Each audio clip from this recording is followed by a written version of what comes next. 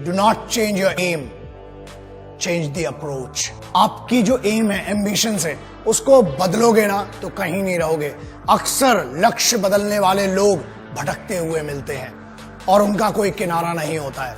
तो इसलिए हमेशा ये चीज, आप जो भी शुरू करें एक लक्ष्य बनाएं, एक एम्बिशन। मैंने सीखा, मेरे गुरुजी ने कहता था, मेरे बाबूजी कहते थे, और मेरे बाबूजी अभी भी कहते हैं, और मैंने अपने गुरुओं से सीखा कि बाप, लक्ष्य एक ही होना चाहिए, जिद एक ही होना चाहिए।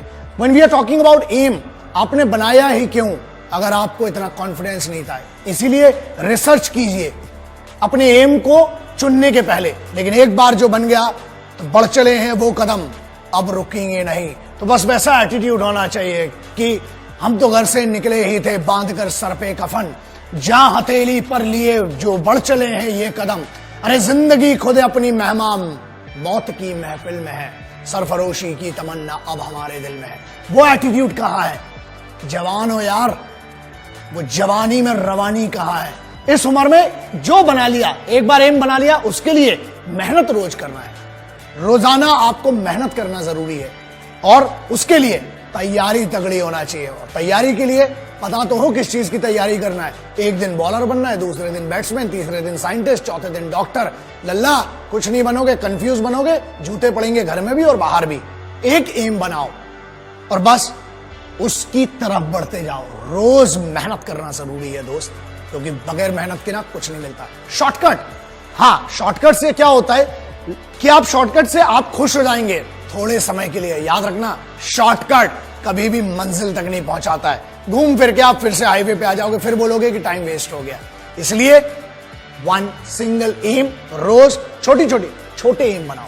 प्रॉब्लम यह कि एक ही दिन में आप कुछ नहीं बन सकते हो। लेजेंड कोई पैदा नहीं होता है दोस्त, उसको बनने के लिए बहुत सिंपल सी बात है, nobody becomes the general within a day. There is a journey involved in that and you have to go through that journey. उस जर्नी की इज्जत होती है, तो अपनी खुद की इज्जत कीजिए, उस जर्नी की इज्जत कीजिए। और अगर सलाह चाहिए ना एम लेने के लिए, माँ बाप से बड़ा कोई नहीं है, क्योंकि वो सिर्फ जिंदगी में ऐसे होते हैं जो आपसे बगैर स्वार्थ के जुड़े हुए हैं, जो आपसे कुछ नहीं चाहते हैं, सिर्फ ये चाहते हैं कि आप खुद की जिंदगी में बेहतर करें। उनके लिए कितना बेहतर करें, इससे उनको कुछ लेना देना नहीं। दूसरों से ज्यादा और दूसरों की बातों से ज्यादा, ये मेरी सलाह है, एक बड़ा भाई समझ ले, छोटा भाई समझ ले, जो भी समझ ले, अपने लक्ष्य पर खुद को भरोसा करना पड़ेगा। और अपनी खुद की कॉन्शियंस होती है, हमें उसको समझना पड़ेगा। आगे बढ़िए, दूसरों से ज्यादा खुद पर भरोसा करना पड़ेगा। आपको अपने आप से ज्यादा कोई अच्छे से नहीं जानता है। आपके माँ बाप और आप अपने आप को जानते हैं, आपको जानते हैं। उनसे डिस्कस कीजिए और याद रखिए अपने पैशन को, आपको जिस चीज में मन लगता है ना, घर वालों से लड़ाई मत करो, कन्विंस करो, बात करो उनसे, क्योंकि जो पैशन है ना वो सिर्फ आप जानते हो। और अगर आप अपने घर वालों को कन्विंस नहीं कर पा रहे हो, आपके कन्विक्शन में कमी है, आप दुनिया को क्या कन्विंस करोगे फिर? इसलिए सब अगर अग्री होंगे, आप सेम पेज पर होंगे, आपको मदद चाहिए, इमोशनल सपोर्ट चाहिए अपने घर वालों का, और वो मिलेगा। बस अपने पैशन को अपनी जिंदगी में बदलो। मुझे पता है इस चीज को, क्योंकि मैंने जितने लेजेंड से मिला हूं, सब में दो चीजें कॉमन थी। पहला, उन्हें हमेशा से वही बनना था, आज वो जहां पर हैं, उनने अपने रूट्स नहीं बदले।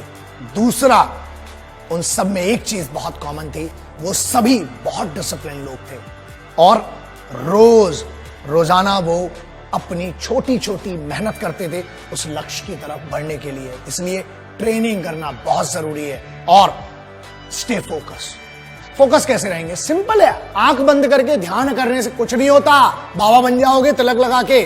सॉरी, मैं किसी रिलीजन की बात नहीं कर रहा हूं, लेकिन पीर फकीर हो, बाबा बनने से कुछ नहीं होने वाला। यार सिविलाइज्ड हो, यहां पर हो, आपके माँ बाप के साथ रहकर फोकस रहो ना। रोजाना आपको अपने आप के लिए 8 घंटे देना है, बस, इससे ज्यादा कुछ नहीं देना है। सोचो, अपने आप को एनालिसिस करना पड़ेगा, आपको अपनी एनर्जी को चैनलाइज कीजिए, बस पैशन में लगाइए, फिर देखिए मजा क्या आता है। एक शिकायत बड़ी कॉमन सी है कि टाइम कम पड़ जाता है।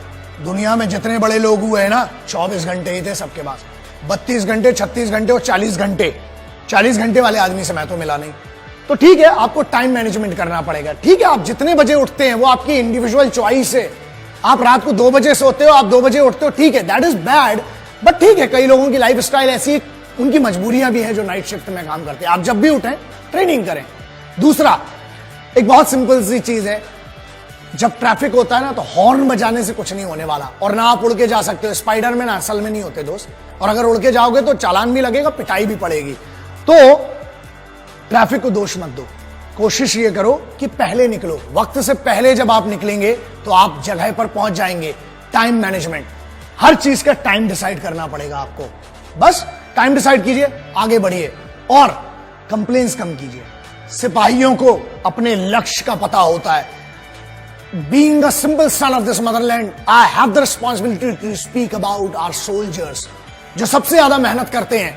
बहुत सिंपल है ना, एक टास्क दिया जाता है, चाहे वो बंकर बनाना हो, चाहे वो राशन लाना हो, चाहे घर बनाना हो, चाहे अपनी एक रेजिमेंट को मूव करना हो, चाहे जंग लड़ना हो। याद रखिए, वो कभी शिकायत नहीं करते हैं, बस वो काम करते हैं, मेहनत करते हैं, क्योंकि उनका लक्ष्य क्लियर है कि हमें ये करना है। छोटे छोटे लक्ष्य बनाइए और उन छोटे छोटे लक्ष्यों के लिए रोजाना छोटी छोटी मेहनत कीजिए। एम को सीधा रखिए और बेइज्जती होना बहुत जरूरी है। मैं हमेशा कहता हूं, जब बेइज्जती होती है ना तो अंदर एक आग जग जाती है, और उस आग की दम पे ही आप करते हो। तेज भागने के लिए आग की जरूरत है। रॉकेट को देख लेना, कभी नीचे आग लगी होती है, इसीलिए इतना तेज भागता है।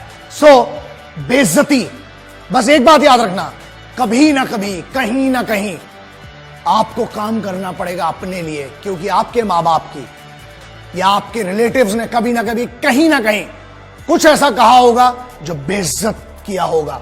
उस बेइज्जती को याद करना, वो पावर देती है।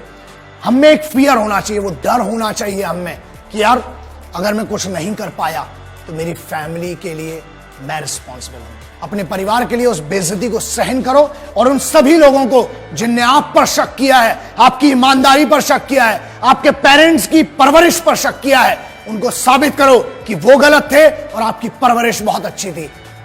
उतार चढ़ाव जिंदगी में आना जरूरी है। हमारे यहां कहीं पढ़ा था कि हार्ट बीट जो है ना वो भी ऐसी चलती है, तो डरो मत उससे, धीरे धीरे हमें चलना है। मैंने एक ट्रक के पीछे बहुत सालों पहले पढ़ा था कि धीरे धीरे चलेंगे तो बार बार मिलेंगे, और अगर बहुत तेज चलेंगे तो हरिद्वार मिलेंगे।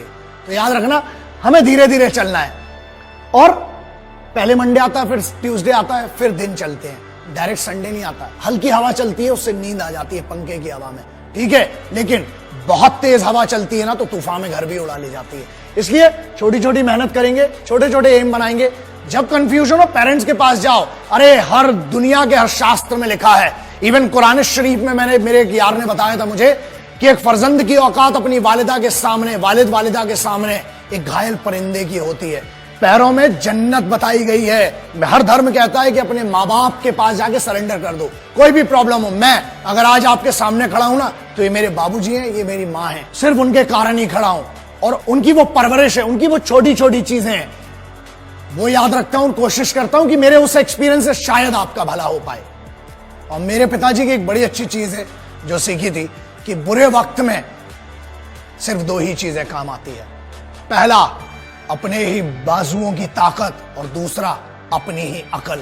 इसलिए मतलब क्या है इसका? इसका मतलब यह है कि आपको अपना फिजिकल, अपना बॉडी भी ट्रेन करना है, अपना माइंड भी ट्रेन करना है, और ये वो चीजें हैं जो कंप्यूटर पर बैठकर नहीं हो सकती है दोस्त। धूप में जाना पड़ेगा। पूरी जनरेशन को 93% अर्बन कल्चर में विटामिन डी डेफिशिएंसी है। क्यों? क्योंकि धूप नहीं मिलती है। नेचर दुनिया का सबसे बड़ा गुरु है, तो जाइए जरा, उसका भी मजा लीजिए। और जब आप ट्रेंड होंगे ना लक्ष्य के लिए, एक बात बताइए, आप बहुत सक्सेसफुल बन गए, उसके बाद क्या करेंगे अगर उस सक्सेस को एंजॉय नहीं कर पाए तो? इसलिए सक्सेसफुल बनना, सक्सेस के मायने सबके लिए अलग हैं दोस्तों। मेरे लिए यह है कि एक गरीब बच्चे की मैं मदद कर पाऊं, कुछ लोगों की अपने ज्ञान से, या जो भी मुझे छोटा सा लिटिल माइक्रो नॉलेज जिसको मैं कहता हूं, उससे कभी किसी की मदद कर पाऊं। यह है मेरा लक्ष्य। बहुत सिंपल है कि मुझे दो चीजें करना है, और जो मेरी जिद है और मैं करके रहूंगा। पहला, भारत में हर महिला को आत्मरक्षा, सर्वाइवल टैक्टिक्स आना जरूरी है और कंपलसरी होना चाहिए। Karate, judo, taekwondo, martial arts की बात नहीं कर रहा हूं, मैं बात कर रहा हूं survival tactics, how to use available accessories, और उसका उपयोग करके बचना कैसा। हर महिला को आना चाहिए, हर बच्ची को इंडिया में आना चाहिए। दूसरा, 1.5 साल की मिलिट्री ट्रेनिंग कंपलसरी। जो मैं लक्ष्य की बात कर रहा हूं ना, अगर वो ट्रेनिंग करी होती आपने तो शायद आज डिस्कशन ही नहीं कर रहे होते। Every Indian, every individual should be train for minimum 1.5 year. वो कल्चर है इंडियन मिलिट्री ट्रेनिंग का। मजा आएगा, फिर मुझे आपसे बात करने की भी जरूरत भी नहीं रहेगी। कोशिश करेंगे कि आप और हम मिलकर कुछ अच्छा कर सकें इस राष्ट्र को।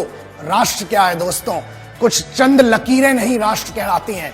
देश वो है जिसके लिए सिपाही रोज अपना घर बार छोड़ के लड़ रहा है आपके लिए। आपको तो सिर्फ मेहनत करना है इस सिविल की दुनिया में, लक्ष्य बना के आगे बढ़ना है। देश के लिए मदद कीजिए, ये मैं आपसे बहुत एक भाई के तौर पर रिक्वेस्ट कर रहा हूं। अपने काम को बेस्ट कीजिए, देश खुद तरक्की करेगा। जय हिंद, वंदे मातरम, इंकलाब जिंदाबाद, भारत माता की जय।